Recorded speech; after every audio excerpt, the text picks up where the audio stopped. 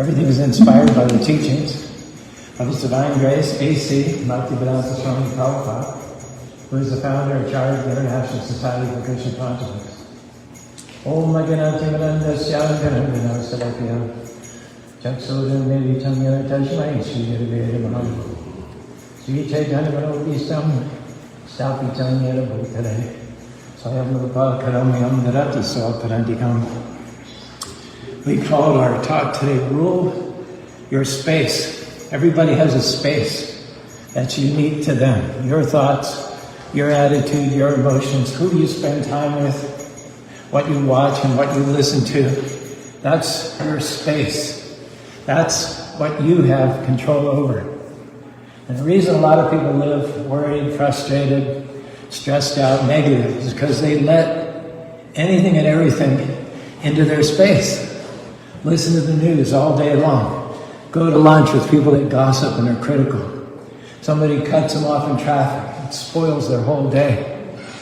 The problem is they're not getting a grip on their lives. You have to be careful what it is you let into your space. You can't stop everything from coming in your direction, but you can stop it from getting down in your spirit and spoiling your day.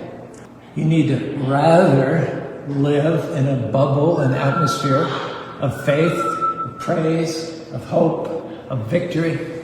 And anything that tries to intrude and poison that atmosphere, it's your responsibility to say, no thanks. You're not welcome here.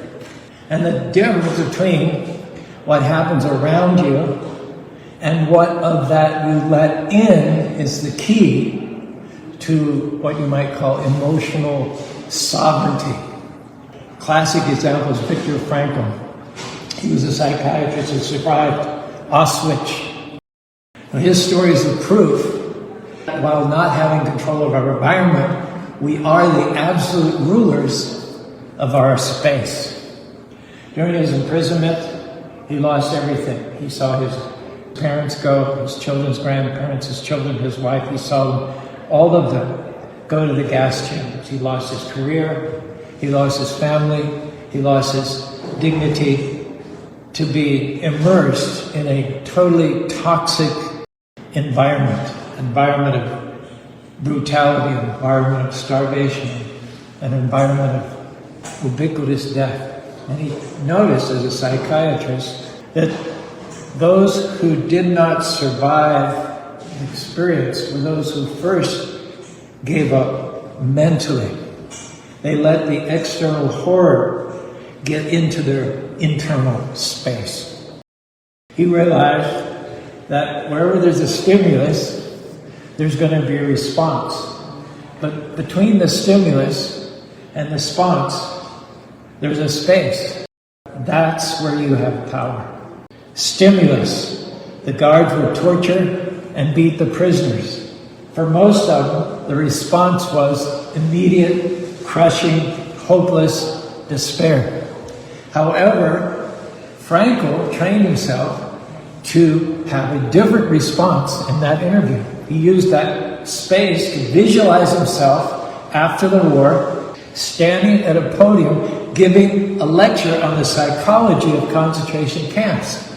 So he was able to get some perspective, some distance from it by viewing his experience as a scientific experiment rather than taking it as a personal defeat.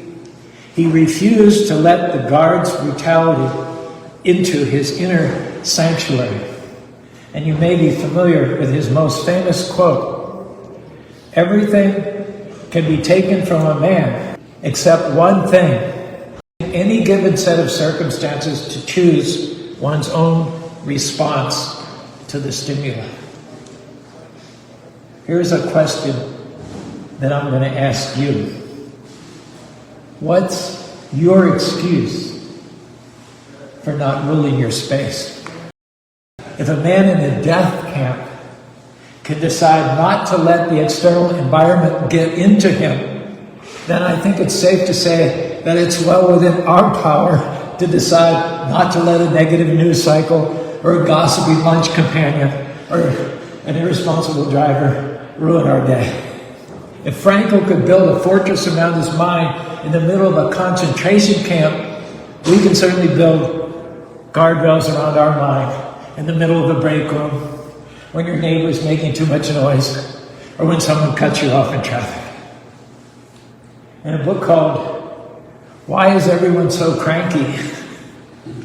Leslie Charles wrote, have you noticed how angry people seem to be these days? Road rage, airplane rage, grocery store rage, violence at youth sporting events, fuming, unrelenting anger, hostility, alienation that might have, before it broke out into an incident, simmered for months and years without an outlet. And eventually, all it takes is a triggering incident for the person to go ballistic.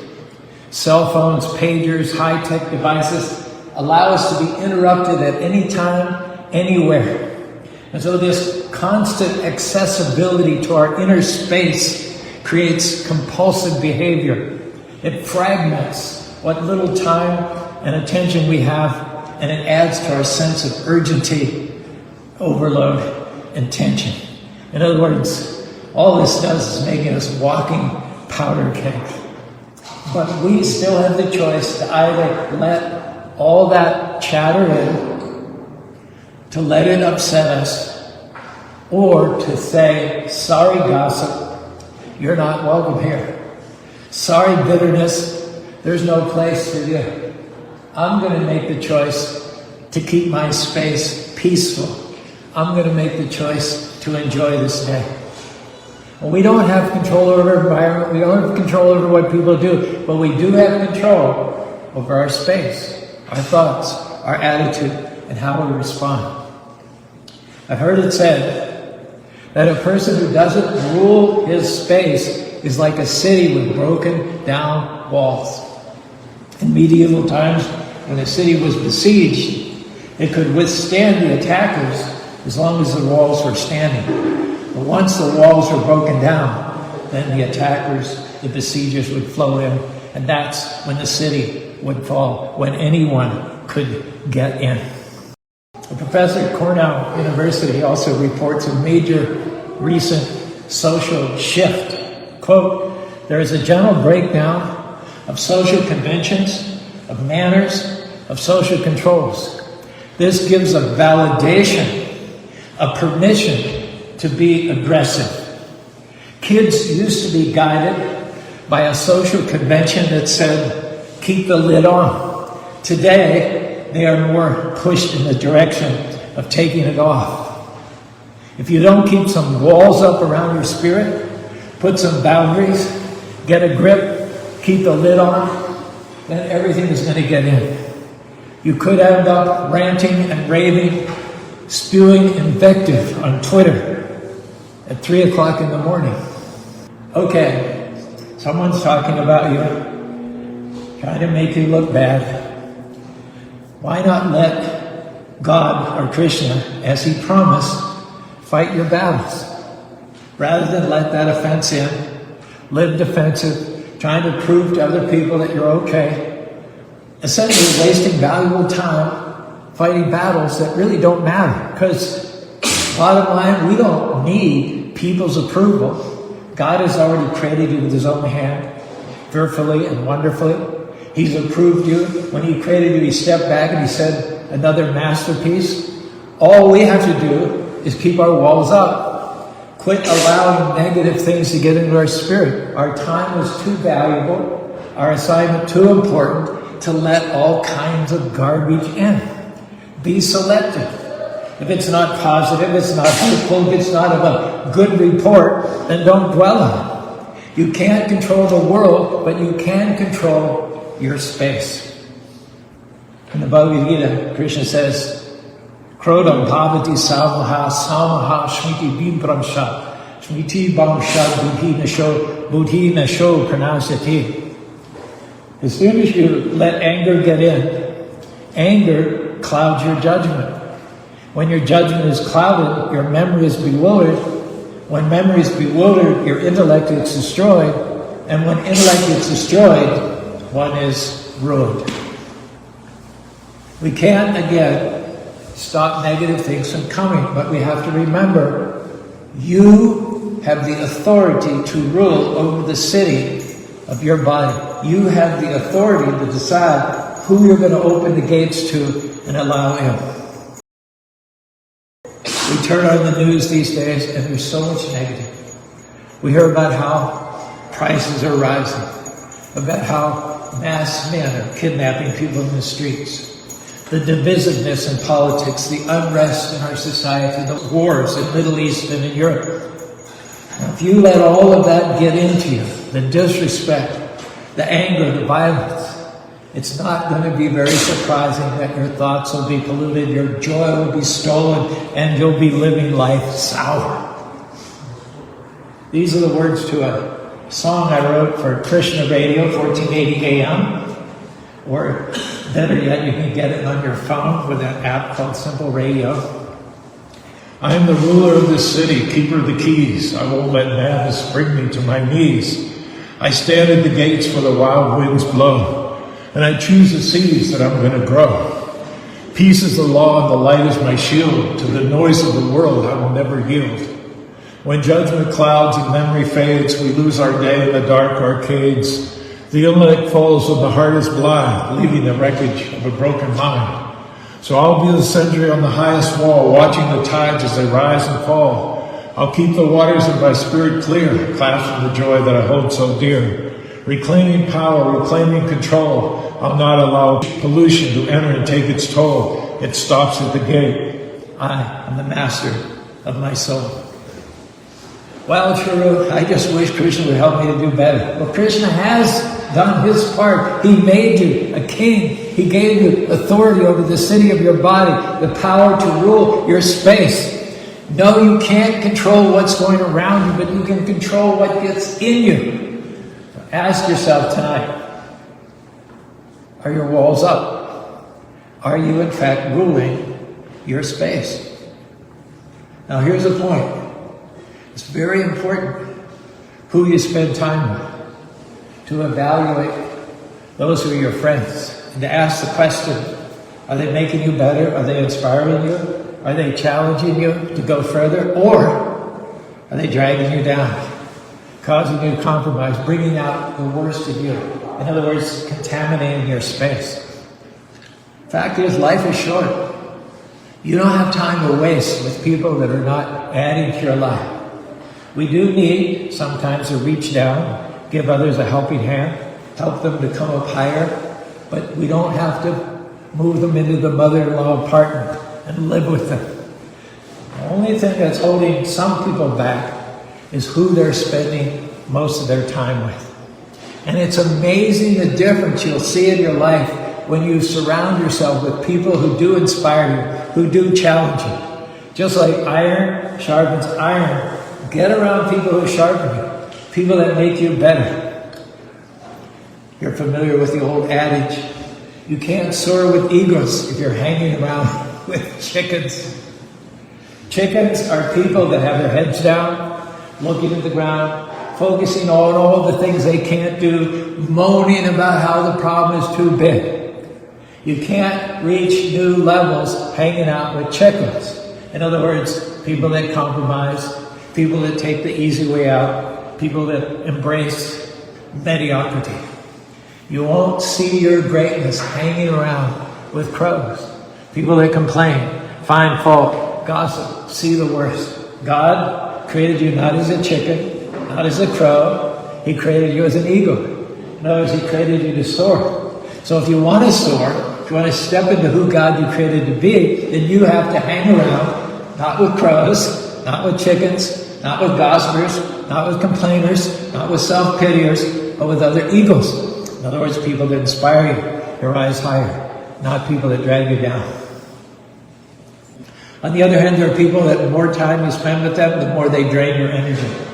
Always have a problem, always singing that sad song, always telling you how bad life is. They're energy suckers. When you leave them, you feel like you just ran a marathon.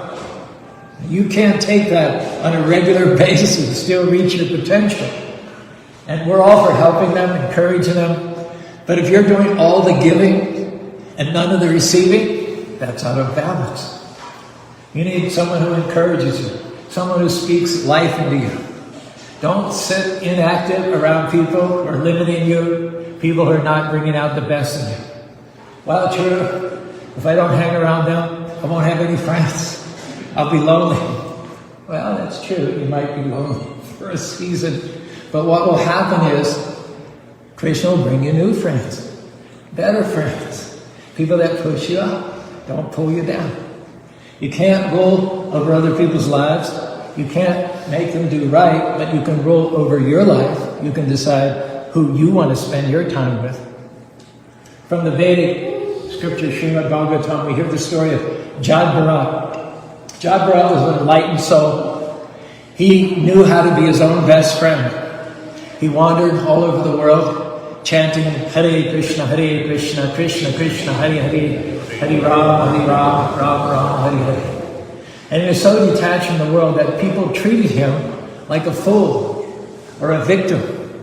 He never protested. He took their abuse. He just went on chanting. He never defended his ego. He never fought battles that never mattered. He never allowed the external world to touch his inner space.